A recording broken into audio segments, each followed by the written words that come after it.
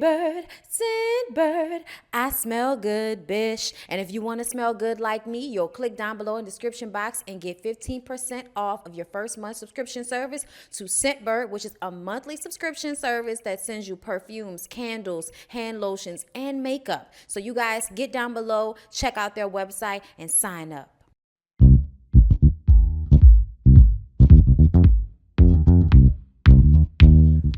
Thank you.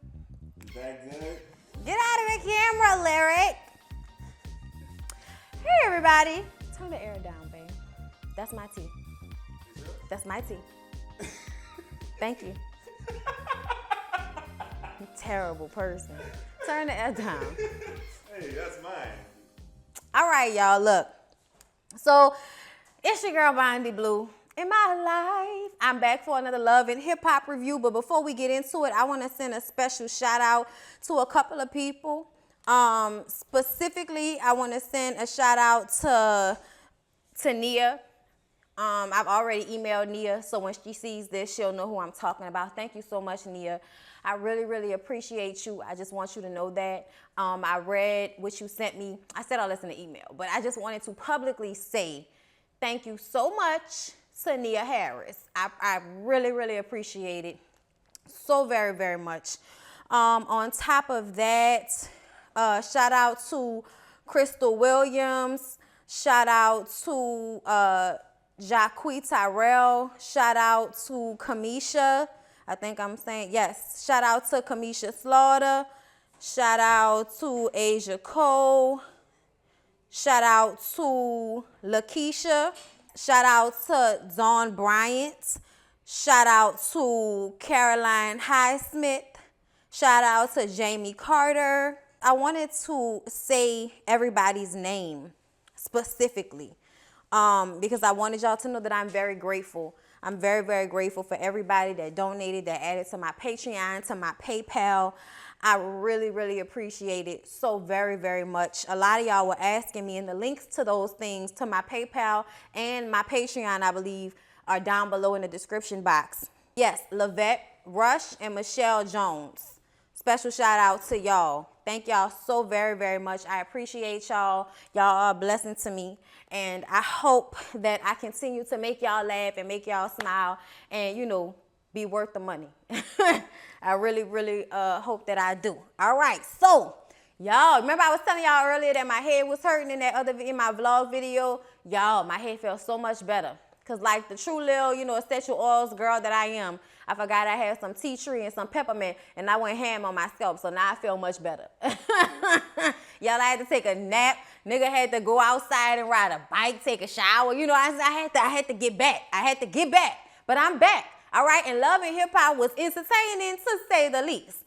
So y'all, why are Booby and Paris meeting up? How the hell do Booby and Paris know each other? Why is Paris trying to convince us that she's trying to work out and lose weight? Girl, go to bed. I don't believe that for a second. You in there playing games. You trying to get roles as a comedic actress and shit on white people television shows. We see you. We see you, Paris. Using us as a stepping stone, bitch. Either way, she being messy. Y'all know that's her thing on this show. She likes to be messy. So she meet up with Booby and they boxing and shit. I'm like, oh yeah, that's what he do now. He box, all right. I didn't know he was out here being a trainer and shit. You know, at one point he wanted to be a rapper. You know, nigga used to play basketball. Now, you know, you out here training hoes. Oh, okay. Paris tells him about Brooke being engaged to Marcus, and y'all know how Booby feel about Marcus. The nigga ain't to be trusted. So, ain't to be trusted, is that right? That sounds wrong. He is not to be trusted, okay? So, he feels like he needs to have a conversation with both Marcus and Brooke. And I'm like, why, Booby? Why do you feel like you need to be involved? You had your shot. You got you a new old lady that you all into and everything. You all in love with. You shut it all down for her. So why are you worried or bothered about what's going on with Brooke Valentine? I really want y'all to stop this shit. Y'all had sexual chemistry, so stop putting on like y'all brother and sister. That is not what we seeing from y'all. So him feeling the need to go and insert himself in this situation got me looking at Booby like, boy, go sit your stupid ass down. Why are you always wearing the same outfit? Explain that. So y'all, Mona finally got Cash Doll on this episode. Finally got her on here. They've been talking about her on the show for a while, but we have yet to see her. So finally, after LaBrittany then brought up her song with Cash Doll for the millionth time, Cash Doll finally appears. They shooting a little video or a photo shoot or whatever the hell they was doing. They was doing it together, and they being girls together, supporting each other, lifting each other up like we supposed to be. Okay, Cash Doll talking about how she was, in a bad situation with her contract, with her record company or whatever. She just got out of that, so she's trying to do new things, be better out here in these streets. And a part of that is supporting LaBrittany because she appreciates LaBrittany's grind. They've grinded out here together. So now that she done popped off, she want, reach down and help her homegirl up any way she can. So they out here doing it together. LaBrittany talks about how she has 2 children that are still back in Detroit, and she's not ready to go back to Detroit. She told her kids that she will only be in LA for a small amount of time, but she's now realized she needs to extend her time in LA. And she feels bad. She feels like she might be being a bad mother because she's not there. And Cash Doll encourages her and tells her she's not a bad mother. She's doing what she needs to do to provide for her children so that they can have a better life. And I'm like, okay, yeah, we could say that. We could definitely say that. But I'm going to go ahead and tell y'all the fact that LaBrittany has a 14-year-old son who looked like he could be her boyfriend because that's how young she looks, okay? I have to tell y'all I was rather bothered by the way she's kind of been, coochie out on this show, considering the fact that her son is 14 years old and then she got another 11-year-old son. They both seem, very sweet kids. The little 11-year-old is just as cute as he wants to be. He's in gymnastic class and all of this type of shit. And she says that she wants to move them down to LA. So they came for a visit so that she could tell them that she's going to have to spend more time. And her youngest is like, you missing out on stuff. She says she knows, she feels bad, but she's trying to do what she got to do to make it all better for them. And she wants to bring them out to LA. Maybe they can, live out there with her. And, they kind of down for it, but the oldest one is like, man, I don't know nobody in LA and all of this. And it's like, look, who cares, boy? You're 14. Who cares who you know in LA? All right? This is not about that. But either way, y'all, I just thought it was disturbing how young LaBrittany looks. I mean, she had that boy when she was 14 years old.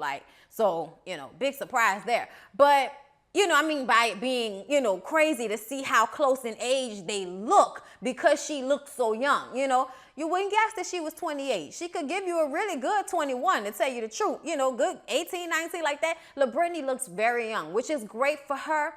But yeah, when she was, now that I look back on that, like, girl, your son gonna have to see you was on here with them lace shorts on with no underwear on under it, like on national television. Okay. Yeah, that's not gonna be uncomfortable at all. All right, y'all, so Apple got out of jail after only spending a couple of days in there, okay, trying to act like Soapy Luv's team really worked hard to get her out in only a couple of days. But really, we know that over there in LA, ain't nobody got time to have y'all in jail for extended periods of time for this little shit. So you gonna come in here for a couple of days, but we gonna send your ass out of here because of overcrowding. So Apple goes to her new apartment and Soapy Luv then purchased for her. And it's all nice. She excited to move in. Her kids are coming to stay with her, of course. And her dad is coming to help her move in. She also got invited to A1 and Lyrica's little party. Apparently A1 had a song and put a video out or some shit like that, and it's a release party in the same place that they keep having all the parties. Like, goddamn, how y'all gonna keep having parties at all of the same venues over and over again? Every episode we on somebody's fucking rooftop. Like, every episode, we on somebody's rooftop with some fake green grass and buku white fucking furniture. It's the same shit over and over again, okay? Over and over again, because it's all in my head. Pam is there. Y'all, why do they keep letting Pam wear these clothes that just, y'all, she had an all-into-one on. And I was just like, that material is too thin, Pam. That material is just too thin. Y'all, I don't want to talk bad about nobody, mama, so I'm just going to go ahead and move on. And as we always know, the wigs, Pam, the wigs.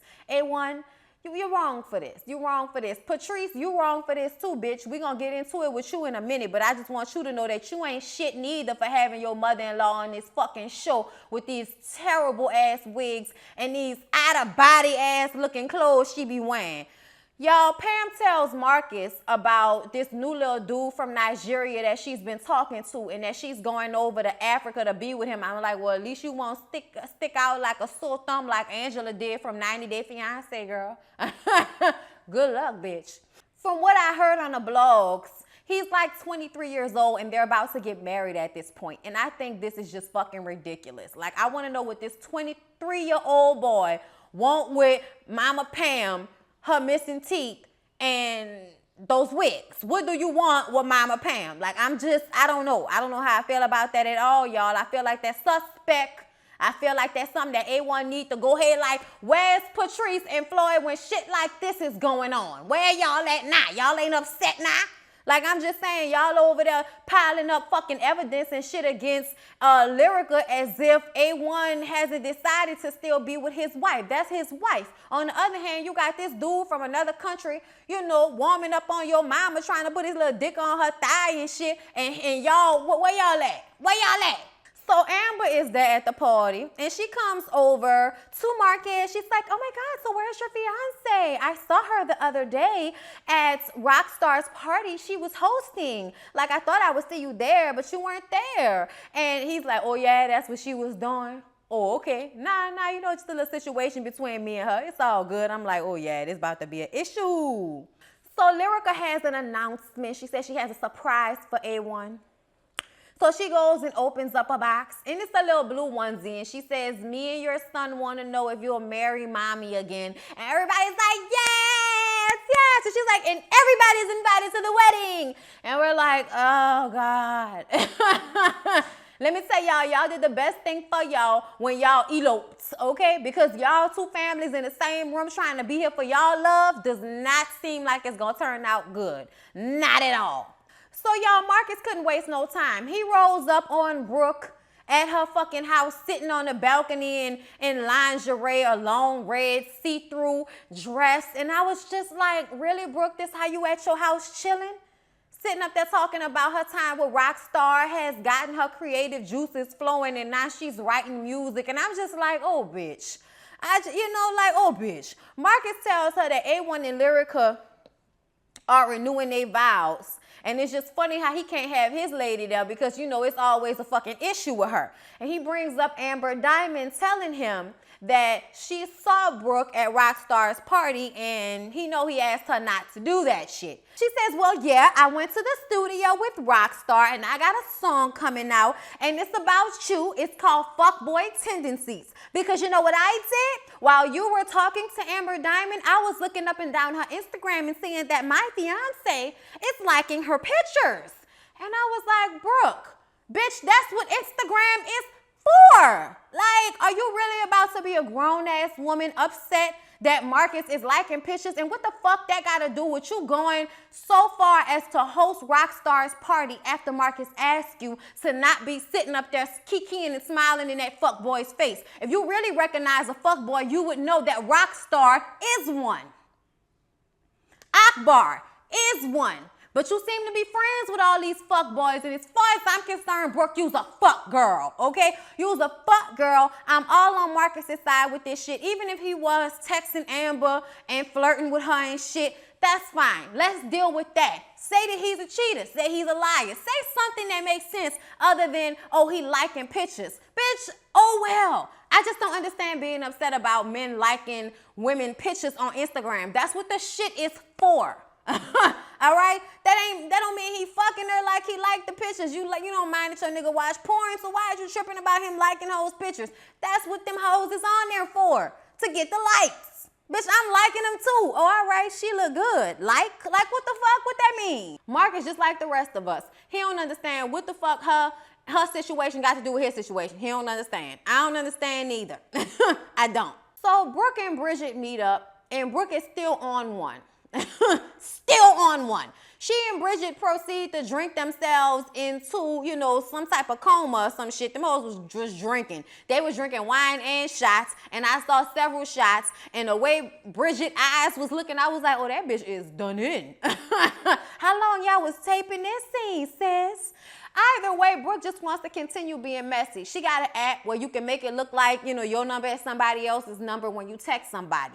So she starts texting Amber while Amber is at the spa with her mom, and her mom sees the text messages, and, you know, she like, I don't want my daughter being no side bitch, especially if Marcus is still with Brooke. But he is in the industry, and a couple of little flirtatious texts here and there can't hurt nobody.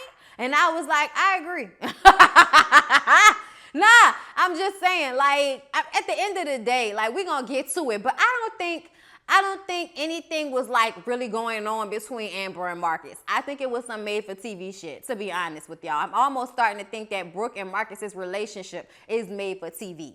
I don't know if I've mentioned it, but I've seen it a couple of times because I follow Brooke. Marcus is never on her Instagram, not as if they were really in a relationship, but Brooke is also somebody that only posts, like, you know, shoot photos and shit. She don't just post regular photos like talking about it. Everything is, oh, I'm modeling this, or my hair this, you know. It's never just, oh yeah, y'all, like a personal Instagram. It's not really like that.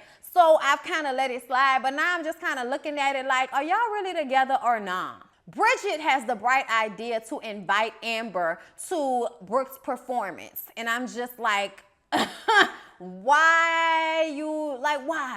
Why? I thought you was supposed to be classy-based, Bridget. That's messy as fuck.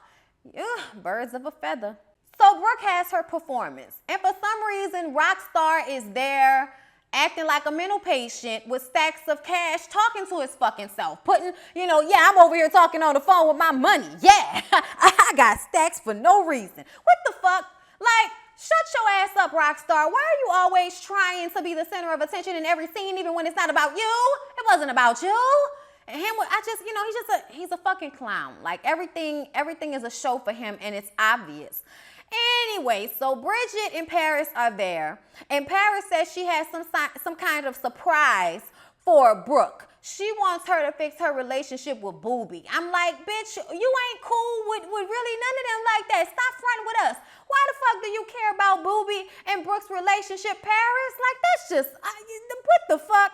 Like, we are not about to act like you care about that. You messy as fuck, right? So here come Booby coming in dressed in the same gear. You know what I'm saying? Backwards hat, short sleeve shirt on top of a sleeveless shirt with a hood, with some type of jeans halfway off the ass. Like, you know, not completely off the ass, you know, respectable off the ass. Either way, he wears the same fucking thing over and over again. I wish this nigga would expand his wardrobe. However, when he walks up, Brooke takes, like, she has this huge kind of tutu, pink full skirt on. And when she sees him, she picks it up and covers her head up. She was like, can you still see me? I'm like, bitch, if you don't get out of my face with this bullshit.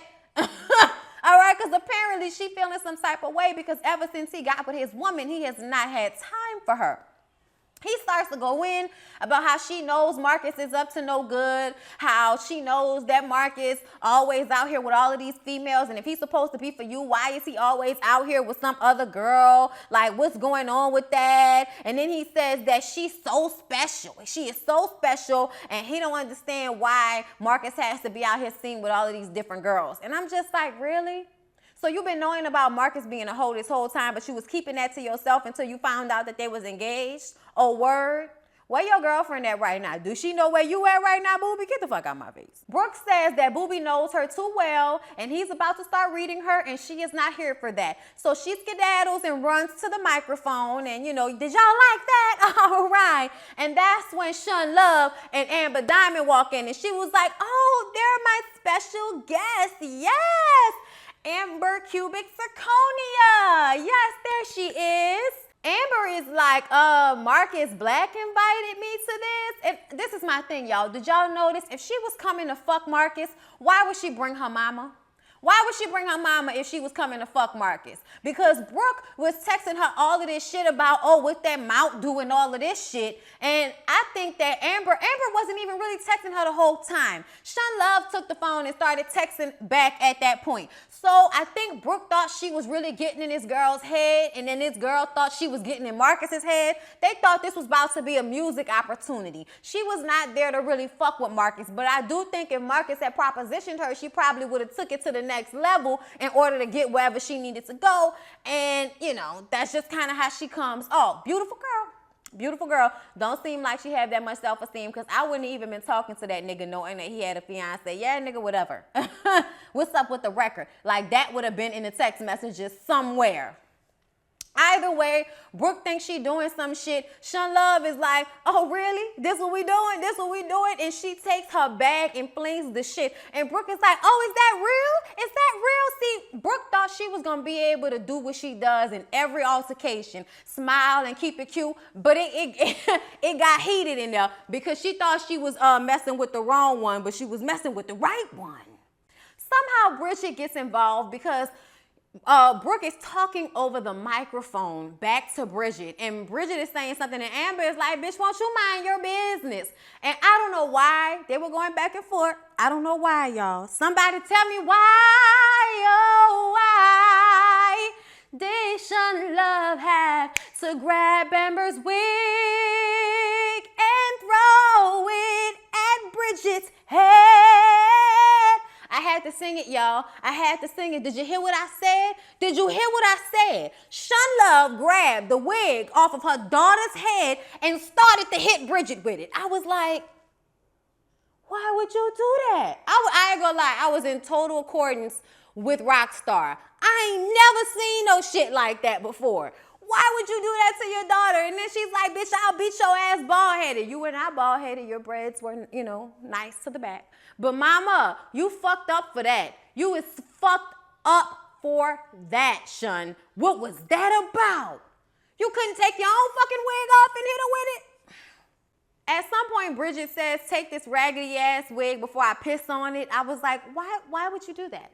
Why would you piss on the wig, Bridget? You're taking it to another level, and I don't understand why. You should have never been involved. You should have been off to the side like the rest of the peanut gallery, bitch. Stop trying to buck for Brooke. She's not your real friend.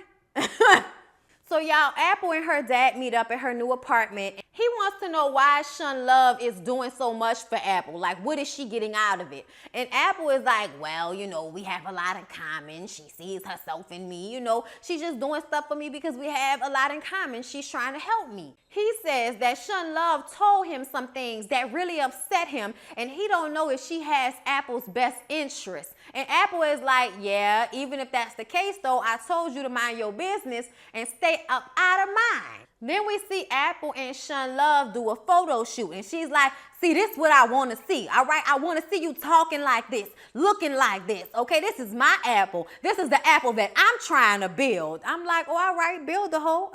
Shout out to Jackie Christie. Sean says that everybody is obsolete, even that ugly-ass daddy of hers. And she's like, yeah, I talked to my daddy. He told me that y'all had a conversation. And this is when she decided to unleash everything that happened in their conversation on Apple. Says that he said to me, I can invest in her. How much am I going to get? How much of a percentage am I going to get? He's asking for a percentage off his daughter? Yeah, Sean, that's exactly what he was doing. Apple says that, yeah, my dad's kind of sounding like an opportunist right now. Sean says he told me that he didn't even know if you were his daughter. So you need to go ahead and get that paternity test popping. Yeah, get that done. But you know what? You and me together, see, we the dream team. I'm like, all right, girl, keep bucking her head up like a good pimp. I'm waiting for the shoe to drop with Sean. As much as I love Sean, I'm waiting for something to go down between her and Apple where we see who she might really be. You know what I'm saying? Pulling back that curtain by myself. Take a look. Hey. Y'all, Pam and Lyrica G meet up to discuss A1 and Lyrica's wedding because they want to plan it together. And then here come Patrice ass. Y'all know that's Floyd's wife. That's the sister-in-law. She come in and Lyrica G is like, see, Pam, I did not want the Bentleys at this wedding. I did not want Patrice and Floyd at this wedding. And Pam is like, you know, we family. We're going to have to get along. Now, come on, now we family. We got to get this together now. And Patrice is, oh, thick, ugly looking ass, like, oh, she work on my fucking nerves. I do not like Patrice. She seems like she's always here to try to fuck over somebody with some old ass information trying to be relevant. Bitch, we didn't ask for it. Return to sender. Okay? She gonna sit up there and pull out these text messages talking about she got evidence on Lyrica that she's a cheater. And Lyrica G is like, see, this is what I'm talking about, Pam. I'm not doing this shit with y'all. So she proceeds to leave and walk the fuck out after being called everything in the book but a child of God, calling that lady a hoe and everything else. And that's another thing. Patrice, you need your whole ass whipped talking to that lady like that. That lady old enough to be your fucking mama and you out there talking to her like that because she don't want to hear you talk that negative shit about her daughter. So she pulls out these text messages that A1 sent her. And A1 was basically saying that Lyrica has a history of cheating and that she cheated on him at the beginning of their relationship. And then 5 months ago when she went out of town for her music tour, some shit she was radio tour that she was doing, he couldn't get in contact with her one night and she thinks he don't know that she met up with her ex, but he knows. So he don't know what could have happened. And apparently, Lyrica at this point is 5 months pregnant. So now Patrice is once again questioning who the baby daddy is, questioning if Lyrica could have possibly had sex with somebody else and her child could not be A1's. Y'all, I wanted Patrice to get her whole ass whipped because I felt like her funky ass should have stayed wherever the fuck she came from. Because you coming with information, what that's going to do? A1 sent you the information, so he's fully aware of what the fuck is going on. You ain't unleashing no shit that don't nobody already know. And the only person who can control whether Lyrica is in y'all family or not is A1. So obviously if he knows this information, he is not bothered. He still wants to be with his wife. He's still trying to make it work with her. They're about to get remarried, bitch. Let it go. Stop being a fucking hater. Stop trying to get shine on this fucking show. Go sit your ass down somewhere. Okay, go look for your husband. What is he doing? You can't tell me he ain't never cheated on your rusty, dusty looking fucking ass. Not to say that it has anything to do with her looks, y'all, because y'all know that's not it. But I'm just saying, y'all, I just don't like people when they try this hard to make the downfall of somebody else happen. Like, you just trying way too hard to fuck over these people's marriage, and this is your family. That's fucked up to me. That is just far beyond what it should really be like. Come on, girl. You just trying way too hard. And she gonna tell Pam that the only reason why she didn't tell Pam is because she knew that she would take it there.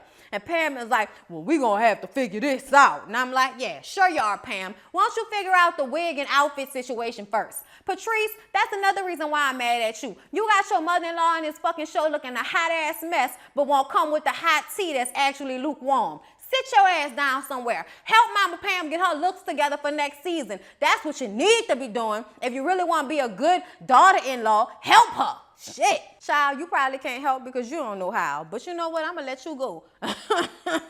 Looking like an extra from a Donnell Jones video in 1997, bitch. Whatever. All right, girl. Yeah, I felt some type of way about Patrice this episode. But you know, it is what it is. I hope y'all enjoyed the review. Please don't forget to like, comment, and subscribe to my channel if you have not already. My Patreon, PayPal, all of that shit is down below in the description box. I am appreciative of everybody that donated to me. I just want to say that once again, I'm appreciative of everybody who watches me. Please do not think that that video I put out was to try to get anything from y'all, because I almost feel bad. Like, I'm like, this is not what I wanted, but I appreciate it, and I don't want to seem like I'm not appreciative. It's such a weird feeling. But I just want y'all to know that I appreciate it so much, and I am very humbled by so many generous people following me and loving what I do. And the fact that I even affect y'all in such a way that y'all feel that strongly about me, like, I love you. Thank you. So, yeah, hope y'all enjoyed the review. Please don't forget to like, comment, and subscribe to my channel if you have not already. And I'll see y'all in the next one.